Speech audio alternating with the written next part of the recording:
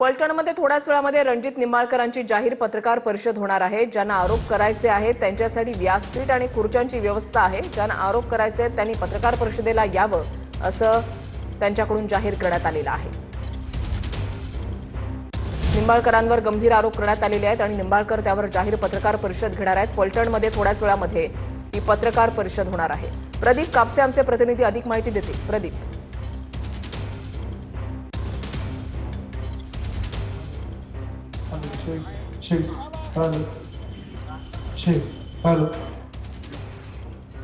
प्रदीप, माझा आवाज तुमच्यापर्यंत पोहोचतोय? वृषाली, सध्या आपण पाहतो की अगदी थोड्या वेळात रणजित सिंह नाईक निंबाळकर यांची पत्रकार परिषद जी आहे ती सुरू होते। त्यांनी आव्हान केलेलं होतं की ज्यांना कुणाला माझ्यावरती आरोप करायचे आहेत त्यांनी फलटणमधल्या गजानन चौकामध्ये यावं आणि जाहीर आपण पाहतोय की सध्या या ठिकाणी रणजित सिंह नाईक निंबाळकर यांची पत्रकार परिषद जी आहे ती अगदी थोड्या वेळात सुरू होते। सध्या आपण पाहतोय की येणाऱ्यांसाठी सगळी खुर्च्यांची व्यवस्था जी आहे ती करण्यात आलेली आहे। फलटणमधल्या गजानन चौकामध्ये रणजित सिंह नाईक निंबाळकर हे जाहीर पत्रकार परिषद घेत आहेत। डॉक्टर संपदा मुंडे आत्महत्या प्रकरणानंतर रणजित सिंह नाईक निंबाळकरांवरती आरोप जे आहे ते करण्यात आलेले होते। आज स्वतः सुषमा अंधारे ज्या आहेत त्या फलटण पोलीस स्टेशनला आलेल्या होत्या। वारंवार या सगळ्या प्रकरणामध्ये रणजित निंबाळकरांवरती आरोप होत असताना त्यांनी जाहीर केलेलं होतं की ज्यांना कोणाला माझ्यावरती आरोप करायचे आहेत त्यांनी पुरावे घेऊन थेट फलटणच्या गजानन चौकामध्ये यावं आणि सध्या आपण पाहतोय की त्यासाठीची व्यवस्था म्हणून या ठिकाणी LED स्क्रीन लावलेला आहे।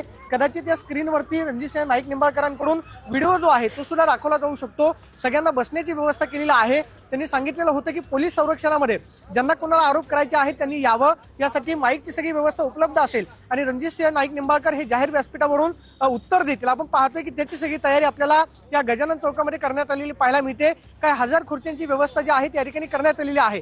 डॉक्टर संपदा मुंडे आत्महत्या प्रकरणानंतर रणजित सिंह नाईक निंबाळकर आपली भूमिका कधी स्पष्ट करणार किंवा या सगळ्या प्रकरणामध्ये त्यांच्यावरती होत असलेल्या आरोपांना कधी उत्तर देणार याची प्रतीक्षा होती। मात्र आज आपण पाहतोय की फलटणमधल्या गजानन चौकामध्ये हे जाहीर व्यासपीठ जे आहे ते रणजित निंबाळकरांनी उभारलेलं आहे। रामराजे नाईक निंबाळकर ज्या पद्धतीने टीका करतायत त्याला आज काय उत्तर दिलं जाते पाहणं महत्त्वाचं असणार आहे। मात्र आज अधिकृतरित्या या सगळ्या प्रकरणावरती रणजित निंबाळकर आपली भूमिका मांडतील आणि त्याच्यासाठीच आपण पाहतोय की जाहीर व्यासपीठ जे आहे ते फलटणमधल्या गजानन चौकामध्ये उभारलेलं पाहायला मिळतं। वृषाली, नक्कीच धन्यवाद प्रदीप दिलेल्या सविस्तर माहितीसाठी।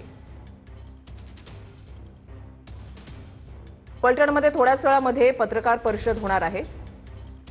रणजित निंबाळकर हे जाहीर पत्रकार परिषद घेणार आहेत। ज्यांना आरोप करायचे आहेत त्यांच्यासाठी खुर्च्यांची व्यवस्था करण्यात आलेली आहे।